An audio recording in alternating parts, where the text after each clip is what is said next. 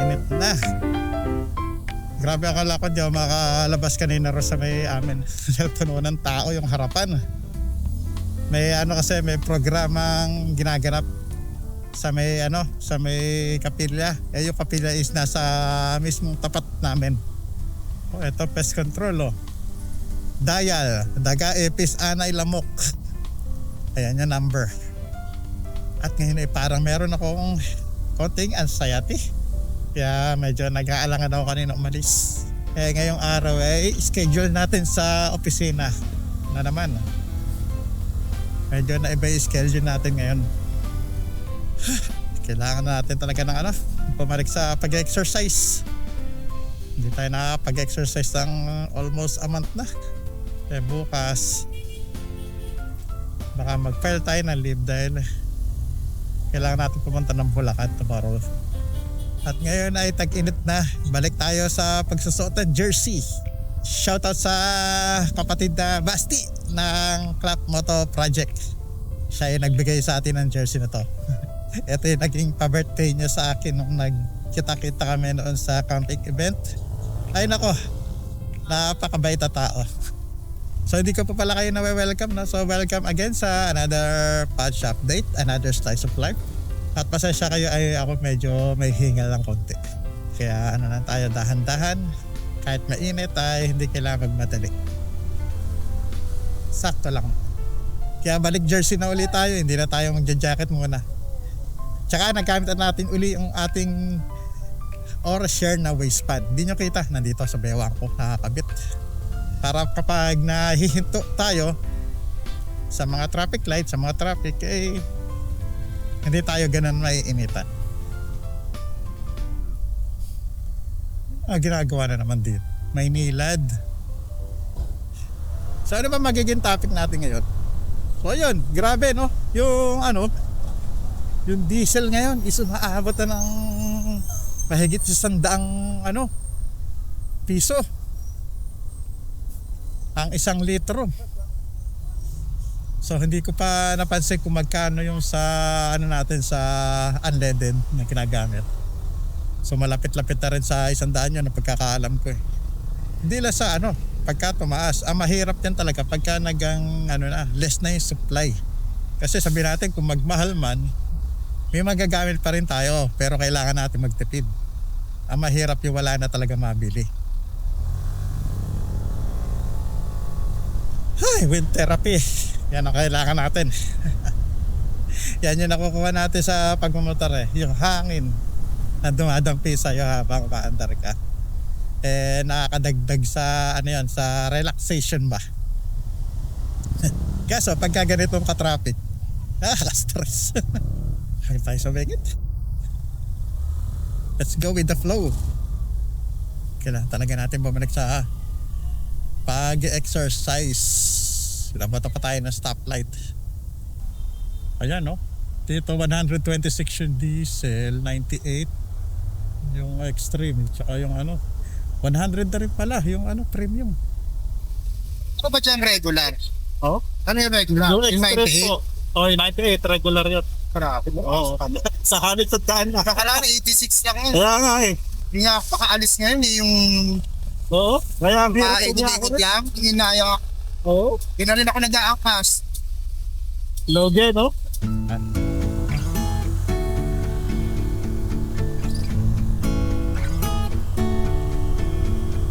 So yun, halos 100 na rin pala yung yung unleaded, yung regular.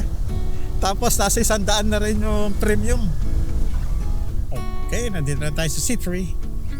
At dito pa praso na to, meron naman lilim.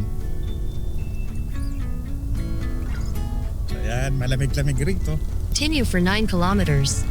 Ayun nga, gusto sana nating umalis yung parang bisita iglesia ba dito kung itong mahal na araw pero sa presyo ng ngayon, sa presyo ng gasolina o ng gas nitong motor kahit itong ating Bergman manghihinayang ka pa rin. Halos doble na rin kasi yung presyo stop na naman tayo, dito tayo sa lilim. So nandito na tayo sa pa-approach na tayo ng 5th Avenue Station. Hanggat wala tayong biyahe puro ganito lang muna yung mapapanood nyo sa akin. Parang ordinary day, ordinary vlog. Lalo na't mahalang gasolina ngayon. Stoplight na naman.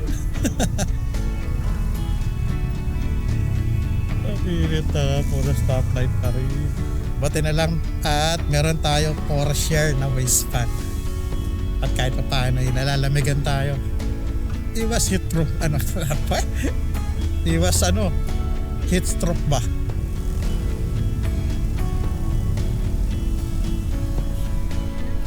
At syempre presko dahil sa ating Clap Moto jersey.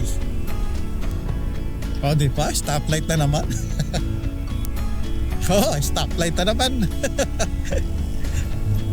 Well, nagkakataon naman talaga yan. Na. May chance rin naman na na-check naman tayo sa laging green light. Ayan, dito na, sakto lang tayo.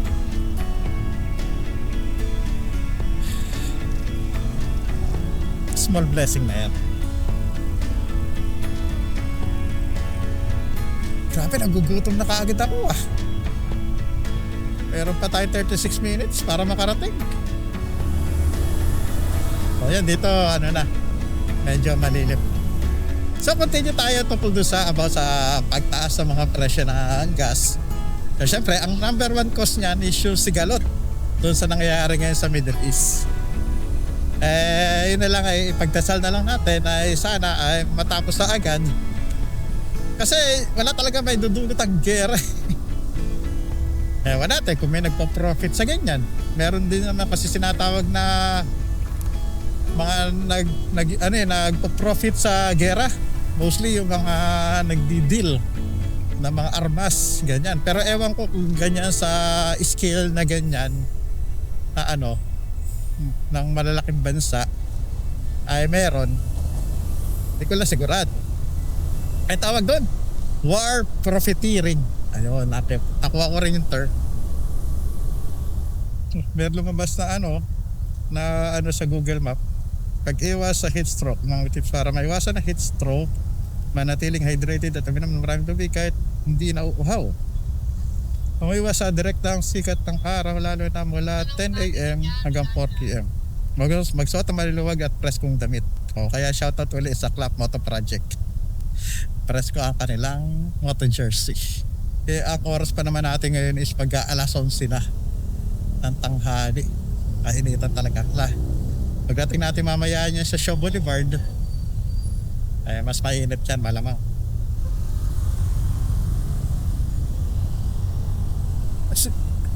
Siguro dito po pwede gamitin uli yung ating modular na helmet para lagi siya nakabukas.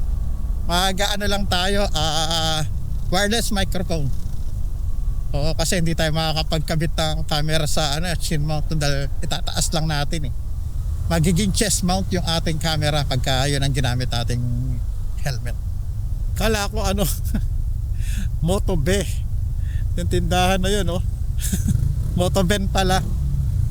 Sana next camp mamit ko na rin si Moto B.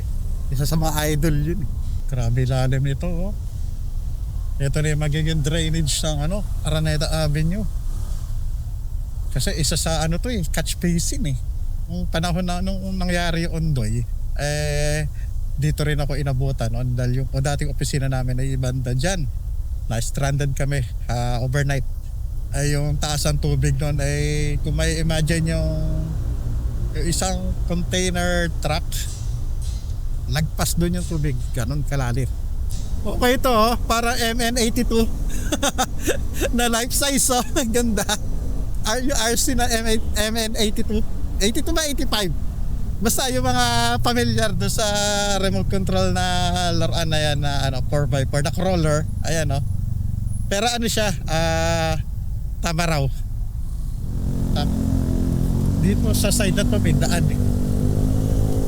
pagka medyo heavy yung jump pack yung sasakyan rito minsan kumakanan ako doon. Ang labas ko is doon sa may malapit na sa stasyon na LRT dito. 300 meters, turn left onto Victorino Mapa Street. Okay, dito na tayo sa Santa Mesa.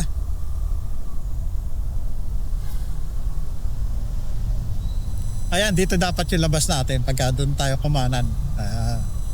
Malapit-lapit at dito sa kanto na kinakaliwaan natin. 200 meters, turn left onto Valenzuela. Woo, summer na ang Simoy. Yung ganito Simoy, dapat nandun na tayo sa sa beach. Beach camping, hindi pa rin ako nakaka-experience. So, alright. So, once again, maraming salamat. Tulad ng sinasabi ko before, God bless and stay safe. Sa mga hindi pa po nakasubscribe, please like and subscribe po. And libre naman po yan.